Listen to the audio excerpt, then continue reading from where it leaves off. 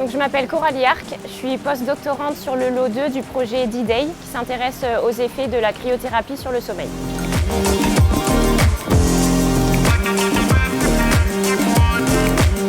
La cryothérapie, c'est l'exposition à un air très froid, en moyenne moins 110 degrés, pendant une courte durée, en général 3 minutes. La cryothérapie, qui peut être aussi appelée cryostimulation dans le domaine sportif, a plusieurs effets reconnus, donc notamment un effet anti-inflammatoire avec une réduction des substances pro-inflammatoires qui vont être libérées dans l'organisme.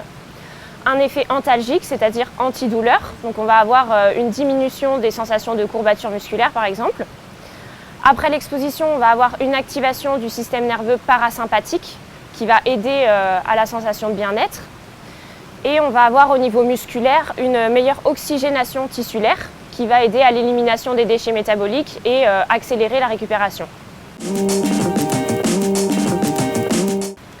Donc, dans notre étude, on s'est intéressé plus particulièrement aux effets de la cryothérapie sur le sommeil, parce qu'on sait que le sommeil, c'est un des piliers fondamentaux de la récupération. Donc, on a mis en place une étude avec une exposition répétée à la cryothérapie, c'est-à-dire 5 jours de suite, avec une séance de cryothérapie juste après l'entraînement, en fin de journée.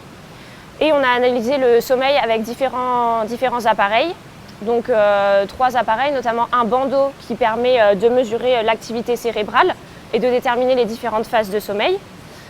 On a utilisé une ceinture qui permet de déterminer la variabilité de la fréquence cardiaque. Et on utilisait aussi un actimètre, qui est un petit appareil qui se fixe au poignet et qui permet de déterminer la quantité de mouvement que la personne va faire dans son sommeil. Donc on a observé un résultat intéressant chez les nageurs qu'on a catégorisés comme mauvais dormeurs, c'est-à-dire ceux qui, à la base, ont un sommeil perturbé. Donc on a observé chez ces nageurs une augmentation de la durée de sommeil profond au début de la nuit.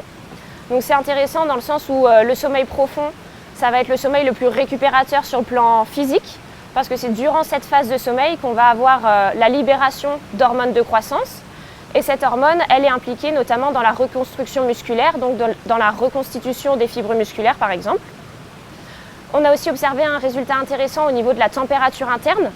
Donc grâce à des petites gélules spécifiques, on a pu avoir un suivi de la température interne pendant la séance de cryothérapie et durant toute la nuit qui suivait. Et on a observé une diminution importante de cette température interne 1 heure après la séance de cryothérapie. Alors justement, grâce à ces premiers résultats concernant la température interne, ça va être intéressant pour essayer de cibler le moment idéal de la séance de cryothérapie pour atteindre une température optimale qui va favoriser l'endormissement. Parce qu'on sait qu'un environnement frais, que ce soit l'air ambiant ou que ce soit la température interne de l'organisme, quand ces températures sont plus fraîches, c'est des paramètres qui vont favoriser l'endormissement et qui vont favoriser une meilleure qualité de sommeil.